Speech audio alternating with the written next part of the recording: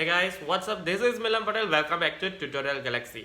Actually GTU ने कल रात ही कल शाम थी तभी जीटीयू ने एक सर्कुलर रिलीज कर दिया था और वो सर्कुलर में ऐसा था कि 23rd से जो यूजीसी की गाइडलाइन आई है कि 23rd से जो स्कूल और कॉलेजेस ओपन होने वाले हैं तो उसके बारे में जीटीयू ने बहुत बड़ा सर्कुलर यहाँ पर रिलीज कर दिया है।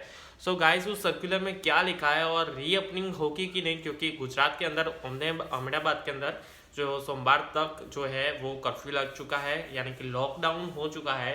सो गाइस ये रीओपनिंग होने वाली है स्कूल और कॉलेजेस, तो जीटीयू ने क्या कहा है उसके बारे में और उसका सर्कुलर आ चुका है। सो गाइस वीडियो को एंड तक देखते रहना ताकि आपके सर्कुलर की एक एक लाइन आपके यहाँ पर पहुंचे और एक भी लाइन मिस ना हो। सो गाइस वीडियो को कंप्लीटली देखना, मेरे चैनल को इसी वक्त सब्सक्राइब कर दीजिए, इस वीडियो को लाइक कर दीजिए और अभी तक आप लोगों ने मुझे इंस्टाग्राम में फॉलो नहीं किया तो इंस्टा डी डिस्क्रिप्शन बॉक्स में आपको मिल जाएंगे, इंस्टाग्राम में भी मुझे फॉलो कर दीजिए।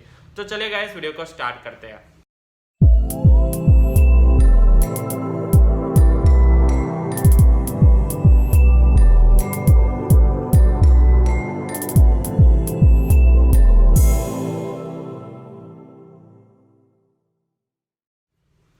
सबसे पहली बात यहाँ पर आपको ये बतानी चले कि अहमदाबाद में जो है वो कर्फ्यू लग चुका है सोमवार तक।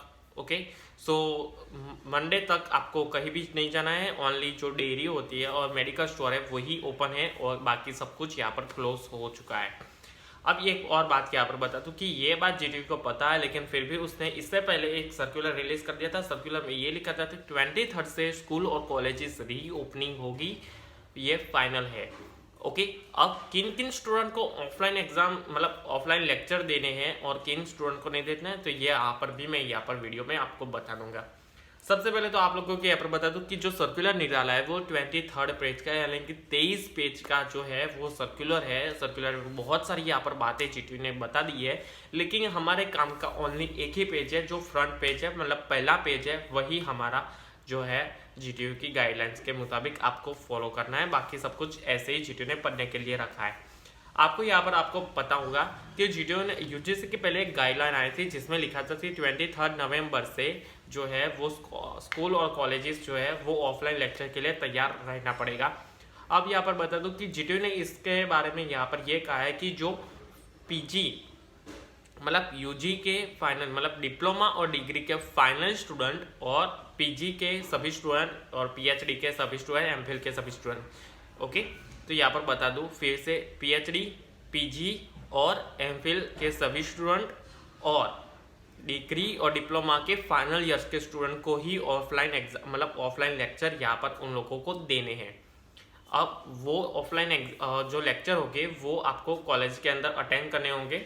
आप यहाँ पर बता दूं कि जीटीयू ने यह भी कहा है कि बाकी जो भी सेमेस्टर के स्टूडेंट हुए हैं, इनके फर्स्ट सेमेस्टर के स्टूडेंट, सेकंड, थर्ड, ये जो है लास्ट सेमेस्टर के सिवाय के, तो उन सभी स्टूडेंट को तो जैसे ही ऑनलाइन चलती है वैसे ही उन लोगों को कंटिन्यू करना पड़ेगा, लेकिन ये जो है स्टूडेंट उन लोगों को ऑफलाइन लेक्चर देने होंगे, मतलब उन लोगों के लिए ऑफलाइन लेक्चर अटेंड करने ही होंगे। अब यहाँ पर एक और बात यहाँ पर जीटीयू ने बता दी है कि उन लोगों को क्या करना है, अगर उन लोगों को चलो मान लेते हैं उन लोगों को कॉलेज मतलब कि किसी भी स्टूडेंट को अगर कोई सिम्टम्स है, मतलब कोई स्टूडेंट क्वारंटाइन है, तो उन लोगों को पेरेंट्स का लेटर लाना पड़ेगा। ओके, और तभी जाके सभी स्टूडेंट को जो भी स्टूडेंट को ऑनलाइन लेक्चर लेने हैं, ओके, तो उन लोगों को तो आना ज़रूरी नहीं है, लेकिन जो भी स्टूडेंट ऑफलाइन लेक्चर लेने वाले हैं तो उन लोगों को पेरेंट्स का साइन करके एक लेटर कॉलेज में जमा करना होगा और उसके बाद जाके ही आपको ऑफलाइन लेक्चर अटेंड करने को मिलेंगे। ओके गाइज, ये बात मैंने पहले भी बता दी है। ओके, क्योंकि पेरेंट्स की और स्टूडेंट की दोनों की मर्जी होनी चाहिए, तभी जाके आपको इंस्टीट्यूट आपको ऑफलाइन एग्जाम के लेक्चर के लिए आपको देना पड़ेगा। अब यहाँ पर बता दूं कि हमारी जो एग्जाम है वो तो ऑफलाइन लेने ही वाला है, लेकिन जो ऑनलाइन लेक्चर होने वाले थे, अब काफ़ी ऐसे स्टूडेंट है जो क्वारंटाइन एरिया में रहते हैं, तो उन लोगों के लिए तो ऑनलाइन लेक्चर कंटिन्यू रखना पड़ेगा। ये भी कहा है चाहे वो फाइनल ईयर का स्टूडेंट ही क्यों ना हो। ओके, अब मान लेते कि कोई स्टूडेंट है जो ऑफलाइन लेक्चर नहीं अटेंड कर सकता, तो उन लोगों के लिए अगर एक ही स्टूडेंट है लेकिन फिर भी इंस्टीट्यूट को उस एक स्टूडेंट के लिए भी ऑनलाइन लेक्चर अटेंड करना होगा। ओके, तो उन लोगों को ऑनलाइन और ऑफलाइन दोनों ही वहाँ पर रखने पड़ेंगे।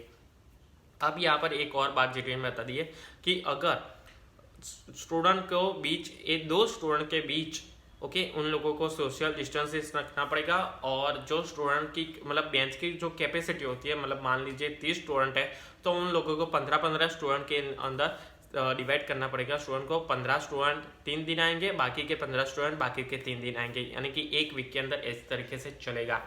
यानी कि दोनों स्टूडेंट के बीच में सोशल डिस्टेंसेस रखना पड़ेगा। एक और बात जीटी ने यहाँ पर बता दी है कि क्लासरूम को सैनिटाइज करना पड़ेगा फुल्ली। स्टूडेंट के टेम्परेचर चेक कर दिया जाएगा। ओके, हर स्टूडेंट जो भी स्टूडेंट आएगा उनका टेम्परेचर चेक होगा, उनका सैनिटाइज होगा, उन लोगों के बार बार हाथ हैंड वॉश करने पड़ेंगे। ओके, ये सब कुछ बात यहाँ पर जीटी ने बता दी है। हॉस्टल की बात यहाँ पर करें तो जीटी ने ये भी कहा है कि अगर कोई स्टूडेंट बाहर से रहता है और हॉस्टल में रहना चाहता है तो एक रूम में एक ही स्टूडेंट यहाँ पर रखना पड़ेगा। पहले 3 स्टूडेंट रखे जाते थे और कई हॉस्टल में अगर बड़ा हो तो 5 स्टूडेंट तक रखे जाते थे, लेकिन यहाँ पर जीटी ने साफ मना कर दिया है कि एक रूम के अंदर एक ही स्टूडेंट यहाँ पर रहेगा। ओके, और जो कि ये हॉस्टल के लिए काफ़ी बड़ी बात होती है। ओके, क्योंकि पर रूम पर स्टूडेंट पर होता है। अब यहाँ पर एक और बात जीटी ने बता दी है कि उस कमरे को भी सैनिटाइज कर दिया जाएगा जिस भी स्टूडेंट को यहाँ पर रखना है। ओके, दिन में 2 या 3 बार जो भी जैसे ही होना चाहे वो। ओके, और कॉलेज में क्लास और बेंचेस जो भी है वो सभी स्टूडेंट को सैनिटाइज कर दिया जाएगा, बेंचेस को भी कर दिया जाएगा और क्लासरूम को भी।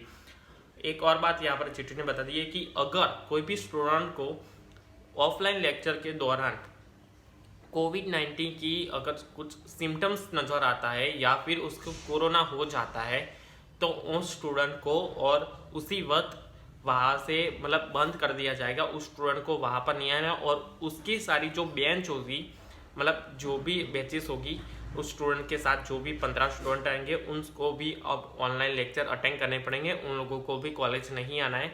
ओके, जब तक 15 दिन के लिए सभी वो क्लास क्वारंटाइन हो जाएगी अगर ऐसा होता है तो। ओके, और उसको भी कोरोना पॉजिटिव मतलब उन लोगों को वो टेस्ट करवाना पड़ेगा कोरोना का। ओके, और पॉजिटिव आया तो वो सारी बैच और क्लियर हो जाएगी और ज़्यादा होगा तो कॉलेज ही वहाँ पर बंद हो जाएगी और कॉलेज ऑनलाइन लेक्चर के लिए तैयार हो जाएगी। तो ये सारी बातें जीटी ने बता दी है। और जो भी स्टूडेंट वहाँ पर ऑफलाइन लेक्चर के लिए जाएगा तो उन लोगों को सैनिटाइज, फेस मास्क और अपना जो ग्लव्स होता है वो सब कुछ आपको पहनना पड़ेगा। और यहाँ पर बता दो कि जो भी स्टूडेंट वहाँ पर जाता है तो उसको सब कुछ यहाँ पर अपनी तरीके से सब कुछ कम्प्लीटली करना पड़ेगा। ओके, और बार बार अपने हाथ हैंड वॉश करने पड़ेंगे, हाथ पर सैनिटाइज लगाना पड़ेगा और सोशल डिस्टेंसेस भी जारी करना पड़ेगा, क्योंकि ये सब कुछ यहाँ पर जीटी ने बता दिया है। सो 23 से फाइनली इन भी स्टूडेंट को, सभी स्टूडेंट को जो है ऑफलाइन वो चालू हो जाएगा फाइनली। ओके, और एग्ज़ाम भी नज़दीक आ रही है। सो गाइज, कल से फाइनली जो जीटीयू का एग्ज़ाम फॉर्म है वो भी ऑनलाइन चालू हो जाएगा। सो गाइज, जो पहले कर देगा तो उसको फाइनली उसकी मनपसंद की कॉलेज वहाँ पर मिल जाएगी। सो गाइज, यहाँ पर मैं इस वीडियो को कंप्लीट कर रहा हूँ। आई होप इस वीडियो को आपको सब कुछ समझ में आ चुका होगा। तो यहाँ पर इस वीडियो को मैं कंप्लीट कर रहा हूँ। तो अगर वीडियो पसंद आए तो इस वीडियो को लाइक कर दीजिए गाइज, मेरी चैनल को सब्सक्राइब कर दीजिए और अभी तक आप लोगों ने मुझे इंस्टाग्राम में फॉलो नहीं किया तो इंस्टाग्राम डिस्क्रिप्शन बॉक्स में इंस्टाग्राम में भी मुझे फॉलो कर दीजिए। तो चलिए गाइज, मिलते हैं नेक्स्ट वीडियो में। एंड लाइक करना, सब्सक्राइब करना एंड जय हिंद, जय भारत।